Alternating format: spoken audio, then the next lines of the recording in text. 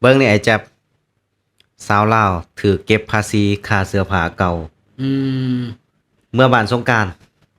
เสื้อผ้าไอ้2-3มัดนี่นะ2-3ถุงน้อยๆนะคือเสื้อผ้าที่เข้าใส่นี่แหละอืมแบบว่ามาอยู่ไทยหลายปีจริงๆนะเสื้อผ้ามันก็หลายเนาะมันพอมันเก่าแล้วก็เก็บไว้บ่ได้ทิ่มแม่นบัดนี้เสียดายสิเอาเมื่อบ้าน เอาเมื่อบ้านเอาเมื่อให้ผู้เฒ่าผู้แก่เมื่อให้ลูกเล็กเด็กน้อยอยู่บ้านใส่ก็ได้แม่นๆแต่ว่าพ่อเอาเมื่อถือเก็บภาษีนี่เบิ่งคลิปนี่ต้องนั่งเสียภาษีให้ดันสวรรณเขตบ้านเฮาทุกคน คือมันเป็นทุงนี่แหละมันก็บ่หลายประมาณ10ทุงนี่แหละ10ทุงนิดหน่อยนี่แหละอย่างเสื้อผ้าที่เฮาบ่ได้ใส่เนาะทุกคนเฮาก็เมื่อให้บ่แจ๊บคิดเห็นจังได๋แบบว่าเฮาเสียดายด้วยความคิดอ้ายก็ยอมรับเลยว่ามันบ่มีความเหมาะสมเลยว่ามันสมควรเก็บนะเพราะมันเสื้อผ้ามันเก่าเสื้อผ้าเขาเหมือนเอาเมื่อให้ญาติพี่น้องเขาอ่ะมันบ่แม่นเสื้อผ้าเขาซื้อเมื่อขายบ่แม่นนั่นน่ะนะบ่น้อยอยากบอกแบบนี้เนาะคือพฤติกรรมแบบนี้นะมันมีอยู่ตลอดเนาะสำหรับคนบางกลุ่มบางคนเนาะที่เฮ็ดให้คนดีๆเขาเสียหายนะเฮ็ดให้คนดีๆเขาเสียหายนะคือปัจจุบันนี้นะค่อนข้างที่จะขาดนักท่องเที่ยวเป็นหยังคือขาดเพราะว่าบ่มีความเชื่อมั่นบ่มีความเชื่อใจเพราะการกระทำแบบนี้บ่ย้อนถูกขูดรีดนี่แหละมันบ่สมควรที่จะมาเก็บเอาเลยว่าเสื้อผ้าเก่าๆนี่เขาเอาเมื่อให้ญาติพี่น้องเขาซำนี่เนาะแม่นเป้าน้อยคิดว่ามันเห็นแก่ตัวเกินไปบ่เห็นแก่ได้เกินไปบ่เฮ็ดแบบนี้เห็นแก่ได้จนทำให้คนอื่นนี่ได้รับผลกระทบนะครับผลกระทบแบบใดฮู้บ่ในเมื่อมันมีกระแสออกมาลบๆแบบนี้เนาะนักท่องเที่ยวเขาก็บ่อยากไปได้บัดนี้มันเหมือนกับว่าเฮ็ดให้ภาพลักษณ์ต่างๆแล้วนี่มันเสียหายไปเลยเนาะแม่นมันมีมาเรื่อยๆเด้คือเดือนก่อนก็มีรถตุก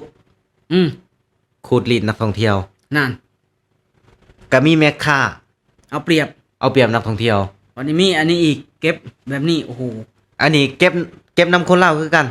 เพราะว่าบ่มีนักท่องเที่ยวแล้วเด้ขูดรีดกันเองบัดนี้แม่นอยู่มองนั้นนี่ก็ได้นะแม่นขูดรีดกันเองมองแบบนี้ก็ได้อันนี้ต้องบอกเลยนะครับทุกคนก็คือคนบางกลุ่มเท่านั้นเนาะที่เฮ็ดให้คนกลุ่มใหญ่ที่เขาปฏิบัติหน้าที่ดีๆโดยความแบบปฏิบัติหน้าที่ด้วยใจเขาเสื่อมเสียไปนำเฮ็ดให้ส่งผลกระทบต่อแม่ค้าชาวขายที่เขาซื่อสัตย์ซื่อตรงกับลูกค้าเนาะแม่นก็คือว่ามีคนบางกลุ่มเล็กๆที่ว่ากระทำแบบนี้เห็นแก่ได้เห็นแก่เงินเห็นแก่ตัวว่าซั่นไปเนาะแม่นคือจังข่าวออกมาเมื่อ2เดือนก่อนบ่จำได้บ่กล้องร้อนไปเคาะประตูหอยังขนาดคลิปนี่ยังมีอยู่ใน TikTok เลยนะบ่น้อยแม่นถามว่ากล้องร้อนนี่บ้านบ่น้อยมีบ่มีแหละพอบ่น้อยเป็นบ่เป็นพอบ่น้อยนี่เป็นกล้องร้อนนะแต่ว่าคนที่เฮ็ดพฤติกรรมซั่วๆแบบนี้มันมีแค่บ่กี่คนที่มันเฮ็ดให้กล้องร้อนทั่วประเทศน่ะมองเป็นโลกกลายเป็นว่าคนนี่เห็นกล้องเว้าถึงกล้องร้อนนี่ขยาดเลยแบบเบื่อหน่ายเลยเนาะแม่นคนไทยนี่เขาหยาดเด้เขาหยาดกล้องร้อนเพราะว่ามีกล้องร้อนกลุ่มหนึ่งเคยไปขูดรีดแม่นนักท่องเที่ยวไทยที่ออกข่าวที่เป็นข่าวเมื่อหลายปีก่อนเนาะแม่นคนไทยนี่เขาไปเล่นไปเที่ยวน้ำผู้สาวก็ถูกปรับไหมเขาก็เลยเฮ็ดให้นักท่องเที่ยวไทยนี่การที่เขาจะไปเที่ยวลาวนี่สิ่งแรกที่เขานึกถึงเลยคือกล้องร้อนที่เขาอยากเนาะกลายเป็นภาพหลักเรานี่เนาะมันถือพวกกลุ่มนี่ทำลายแม่นสร้างชื่อเสียงลบๆให้ประเทศเนาะนั่นแหละเนาะก็คือบ่อยากให้มีกลุ่มแบบนี้เนาะคืออย่างเช่นสาวลาวคนนี้ถือเก็บภาษีเสื้อผ้า3ถุงเลยกับบ่ได้ว่าสิใหญ่เสื้อผ้าเก่าเป็นมัดบ่แม่นใส่ถุงใส่กระสอบไปขายบ่แม่นนะแม่นก็คือเฮาบ่อยากให้มันมีแบบนี้ได้บ่เนาะบอกกันแป้นๆเลยจริงๆเฮาบ่อยากเว้านะเรื่องเก็บโน่นเก็บนี่เฮาบ่อยากเว้าถึงเลยนะเนาะคือแฮ รงงานนี่บ่หน่อยอยากอธิบายสู่ฟังเนาะแรงงานนี่การที่เขาเดินทางมาเฮ็ดงานอยู่ไทยนี่เขาเสียหลายต่อหลายอย่างแล้ว แม่น เสียค่าห้องค่าอยู่ค่ากิน แล้วในการที่เขาเดินทางกลับบ้านนี่เขาเสียค่ารถเฉพาะบุคคลแล้วก็ค่าของที่เขาถือเมื่ออีก ถ้าเกิดว่าเมื่อในช่วงที่ว่าเพิ่นบ่ได้อ่าเพิ่นยังยกเว้นการสงวนสิทธิ์ก็ต้องเสียค่าสงวนสิทธิ์ ค่า 1,200 บำบัดเขาก็เสียอีก แม่น ค่าของสำนีนั้นผ่อนพันในกันบ่ได้บ่เนาะ แม่น ค่าเสื้อผ้านะบ่ควรสิไปเอานำเขาคันว่าเขาซื้ออาหารการกิน หรือว่าของที่มีอย.ของที่แบบซื้อจากห้างซื้อใหม่ แม่นอย่างเช่นว่าทีวีบ่ ๆทีวีตู้เย็น บ่จังซี่เนาะ อันนี้ก็ว่าไปอีกอย่างควรเก็บเนาะ แม่น แต่ว่าอันนี้มันเป็นเสื้อผ้า เสื้อผ้า เก่านี่คือยังเซ็นเสื้อผ้าบ่หน่อย บ่น้อยสิกล้าเอาเมื่อบ่บัดนี้จะเป็นแบบนี้ เสื้อผ้าบ่หน่อยนี่คือบ่หน่อยใส่แล้วนี่ใส่ประมาณเดือน1 2 เดือนนี่มันก็บ่อยากใส่มันก็เบื่อก็เก็บไว้ เก็บไว้ เพื่อ เก็บไว้ เฮากลับบ้านสิเอามื้อให้พ่อให้แม่ ให้น้อง จัซี่ะ ให้หยังให้ญาติเฮาเนาะ เนาะ แม่น ก็บ่เก็บได้บ่ก็ซำนี้เนาะ เนาะ มันเป็นจังไดบัดนี้ครับก็คือ ในเมื่อเจ้าโตเขาก็บ่โอเคให้แล้วเนาะ บ่ไม่สิโอเคเนาะ คือตั้งแต่บ่น้อยเกิดมาแต่น้อยจนใหญ่เนาะก็ไปกลับตลอดลาวไทยไปกลับตลอด แม่น แฮงซุมื้อนี่บ่น้อยค่อนข้างที่จะกลับบ้านบ่อย แม่ จ้ะ น บ่เคยได้ยินจักเทื่อว่าเก็บค่าเสื้อผ้าเก่า อืม เนาะ มาครั้ง คือสิ่งที่มันแบบว่า มันแบบฟังแล้วมันฟังบ่ค่อยโอเคนี่ ก็คือคำว่าเสื้อผ้าเก่า คันว่าเสื้อผ้าใหม่นี่ก็สิบ่ว่าจังใดนะเสื้อผ้าใหม่มีป้ายมีอ่า แล้วจำนวนมันหลายซะหมอน้อยบ่ได้ก็ เป็นกระสอบซะบ่ว่า เป็นกระสอบ อันนี้ เป็น ถุง หยังนี่ พลาสติก ก็สิบ่ว่าดอกอันนี้เขาแบบมัดเมื่อนี่นะเอาเสือกมัดนี่ มันเห็นก็ได้โพดก็ว่า คิดเอาว่าเขาลำบากซำใดกระเป๋าสิซื้อใส่เขายังบ่มี อืม นี่นะ คือเขาก็มาหาเงินเขาก็เก็บเงินเขาก็ส่งเมื่อบ้านเมื่อส่งก็มันเป็นเหมือนการนำเงินตราต่างประเทศเข้าบ้านเฮานะถ้ามองอีกมุมหนึงนะบอกน้อยเนาะ แมน แต่นี่ เนาะ ยังมาแบบว่าเหมือนมันเหมือนถึกรีดไถอ่ะในความรู้สึกคนนะ แมนเหมือนถึกรีดไถนะครับ มันก็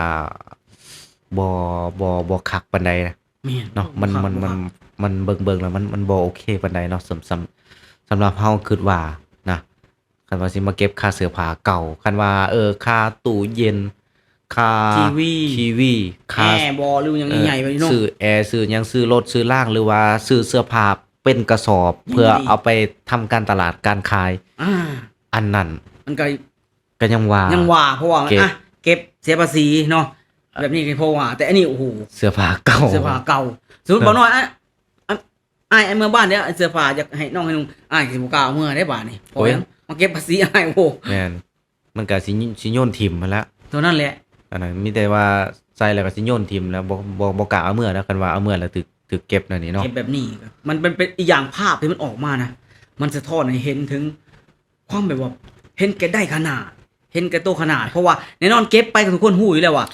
มันบ่น่าสิเขาละเขายังนะเพราะว่าบ่น่าสิเป็นส่วนตัวเลยนะ น่าจะเก็บส่วนตัว นั่นแหละ อันนี้ต้องบอกนะครับทุกคนเนาะบ่หน่อยต้องย้ำนะว่า เป็นบางคนที่ทำให้หลายๆคนนี่เสื่อมเสีย แม่น ที่ทำให้ภาพลักษณ์ของบ้านเฮานี่เสื่อมเสียนะ เสื่อมเสียเลยแหละ เฉพาะบางคนเท่านั้นนะถ้าเฮาบ่เว้าเฮาบ่บ่นอนี่ก็สิบ่ฮู้ได้ว่าเขาเก็บแบบนี้ แม่น เนาะเอาสมมุติว่านางอันนั้นน่ะที่มันถือเก็บค่าเสื้อผ้าเก่านะมันบ่ปากบ่ติงเนาะก็แล้วไปแล้วบัดนี้จักคนละที่ถือเก็บแบบนี้ บางทีอาจจะมีคนอื่นอยู่แต่เขาบ่ได้กล้าเว้า เขาบ่กล้าเว้า อ่า เนาะ เขาเอาปล่อยผ่านอารมณ์มันรวยไปเลย แบบนี้นะ นั่นแหละเนาะก็เขาบ่กล้าเว้าในความเป็นจริงเนาะสิบ่น้อยไปหาข้อมูลมาเนี่ยบ่มีนะว่าเก็บนำเสื้อผ้าเก่านี่เสื้อผ้าที่ว่าเฮา บ่มีเลย เสื้อผ้าที่เฮาพกไปพกมาอยู่แล้ว ในการใช้ชีวิตประจำวันเฮาต้องมีเสื้อผ้าแม่นบ่ มีก็คือแบบนี้บ่เนาะบ่น้อยบ่จะก็อยากเว้าว่าจะกลับบ้านแต่ละครั้งเนาะบ่จะก็เอามือยอมรับเสื้อผ้า แม่น มันก็เป็นแบบเนี้ยถุงหิวมั่งยังมั่งแบบว่าญาติฝากยังพี่สะใภ้เขาฝากไปให้แบบ ให้ ว่า ลูกให้หลาน ให้ลูกให้หลานเขาบ่จะก็ถือเมื่อนะยอมรับว่าบ่จะบ่ได้เสีย แม่น แต่มันจะมีบางคนเสียจริงๆบาดทีนี้ อืม มันก็เลยแบบว่าภาพตัวนี้ออกมาโอ้โห นั่นแหละเนาะเฮาก็บ่อยากให้เฮ็ดแบบนั้นนะบ่ได้ย้ำนะว่าเป็นเฉพาะบางคนที่ยังลักเฮ็ดแบบนั้นอยู่ ถ้าเป็นบ่แจ๊บบอกนี่นะถ้าเสื้อผ้าเก่าสมมุตินะ เมื่อตอนบ่แจ๊บเมื่อปีที่แล้วเนี่ยสมมุติมาเก็บบ่แจ๊บโยนตรงนั้นเลยบ่แจ๊บบอกตรงนี่นะ จริงบ่แจ๊บเฮ็ดซะแล้วโยนคือมันเก็บเพื่อหยังอยากได้บ่เอาไปใช้ไปนี่เลยนะ โยนทีมเลยเนาะ แม่น ก็นี่คือเสื้อผ้าเก่าคือจังได๋ข่อยก็สิทิมแล้ว แต่ว่าโดยความว่าข่อยเสียดายอยากให้ลูกให้หลานให้คนบ้านข่อยได้ใส่ข่อยก็เลยเอามือถ้าหากว่าสิเก็บของข่อยเนาะโยนทิมเลยแม่นบ่จ๊ะโยนต่อหน้าเลยบ่ ต่อหน้าโยนตรงนั้นเลยอ่ะ อยากได้ก็เอาไป เอาไปเก็บอยู่ตรงนั้นแหละ ไปเก็บเอาน้ำมันจังซี่บ่ เก็บเอาในเสื้อผ้ารถไป เออ แบบนี้เลยนะคือมันเหลือใจนะ อันนี้ จริงๆนะคือมันเหลือใจนะ อารมณ์ของบ่แจ๊บเนาะ จริง บ่แจ๊บบางครั้งก็บ่มีเหตุผลอยู่แล้ว บ่ เนาะ มีบางครั้งบ่มีบ่จะบอกตรงอ ถ้า ย่าง เขา ที่ ถ้าเขาบ่มีเหตุผลนำเฮา เขามีน้ำเฮาเนี่ยบ่มีเลยพออย่างมันแบบว่าหนึ่งเจ้าต้องฮู้ดีว่าข่อยเป็นคนงานคนหนึ่งที่มาเฮ็ดงานอยู่ประเทศไทย เออ แล้วข่อยก็มาหาเงิน เป็นคนถูกกว่าซั่นซะ แม่นข่อยเป็นคนถูกอยู่แล้วข่อยยังดันดนมาหาเงิน เออ อ อ ยู่ในต่างแดน เจ้ารถใส่สูทโกอยู่ แม่น นั่งห้องแอร์เนาะ นั่งห้องแอร์ สิมาเก็บ แบ มัน บ สิมาเก็บแบบนี้ สู่สิ่งสู่อย่างเนาะ แล้วข่อยก็บ่เหตุผลว่าเก็บไปเพื่อหยังแล้วกรมสรรพากรหรือว่าไอ้ภาษีหยังเกี่ยวกับบ้านเฮาเกี่ยวกับเสื้อผ้าเก่ามันมีบ่ มันบ่ได้มีหั่นนะ เออ มันก็อยู่ เก็บเอาไปสร้างหยังบัดนี้ ก็นั่นแหละ แล้วมีเหตุผลให้ฟังบ่ เออ ขนาดเก็บไอ้200ในด่านไปกลับนี่ ยังมีบางคนก็บอกเขาบ่ได้เก็บ อืม แต่บ่แจ๊บเสียทุกรอบนะอันนี้บ่แจ๊บเลยบ่ได้คิด บ้าน ในเรื่องนี้ บ่หน่อยบ้านบ่หน่อยก็เสีย แต่ทางเวียงจันทน์เขาบ่ได้เสียบาดทีนี้นี่มันคือแตกต่างกัน บ่แน่ใจแต่ว่าบ้านบ่หน่อยนี่บ่หน่อยกลับสุเทื่อแม่นเสียสุเทื่อ เสียทุกเทื่อบ่แจ๊บคือกั แม่ น นแม่นแม่นเนาะบางคนก็ว่าบ่ได้เสีย อันนี้เฮาบ่ขอเก่าวกายกันแล้วกัน อ่า เนาะเฮามาเว้าเรื่องเสื้อผ้ากัน เรื่องเสื้อผ้าน นะครับ ก็คือตรงนั้นบ่แจ๊บก็บ่ได้ติดใจนะ แต่เสื้อผ้าเนี่ยติดใจบอกตรงๆเลย แม่น เสื้อผ้านี่ติดใจเพราะว่า เสื้อผ้าเก่า ย่านมันถูกเก็บหลายคนแล้วเนาะ แม่น แต่บ่มีคนกล้าเว้าสินะคือ แม่น หลังจากนางอันนี้นี่นะสาวลาวคนนี้เนาะเพิ่น แม่น โพสต์ลงในช่องของเพิ่นเนาะ ช่องของเพิ่น ก็มีคนมาคอมเมนต์ข่อยกระถือแต่ว่าบ่มีไผกล้าโพสต์ แม่น บ่มีไผกล้าเว้าเพราะว่าญาติ คือไอ้สาวคนนี้เราไปมีความสงสัย อืม ทุกคนได้เก็บคือบอกข่อยเสื้อผ้าข่อย3ถุงนี่แหละถุงน้อย เออ ๆเราก็ถ่ายให้เบิ่งเลย แม่น เสื้อผ้าเก่าไปเบิ่งเลย เก็บของข่อย แต่ในความเป็นจริงมันบ่ได้เก็บดอกเรื่องเสื้อผ้าเก่า โอ้บ่มี บ่มีเก็บ บ่มีเก็บอยู่แล้ว เนาะนั่นแหละครับทุกคนเนาะกาฟังเรื่องเล่าวเนี่ยคิดเห็นจังไดครับทุกคนเนาะกาคอมเมนต์มาใต้คลิปวิดีโอนะ ทุกคนเด้ถือเก็บค่าเสื้อผ้าเก่าบ่นะครับกา เนาะ เม่นมาให้ความรู้บ่หน่อยแน่นะครับ ครับ ผมส่วนสำหรับคลิปนี้นะบ่หน่อยบ่แจ๊บกามาโอลมเรื่องเสื้อผ้าเก่า เก่าโดนเก็บ ถื ภา อ ษี เสียภาษีนะครับโอเคครับทุกคนสำหรับคลิปนี้บ่หน่อยบ่แจ๊บขอตัวลาไปก่อนครับ สวัสดีครับ สวัสดีครับผม สวัสดี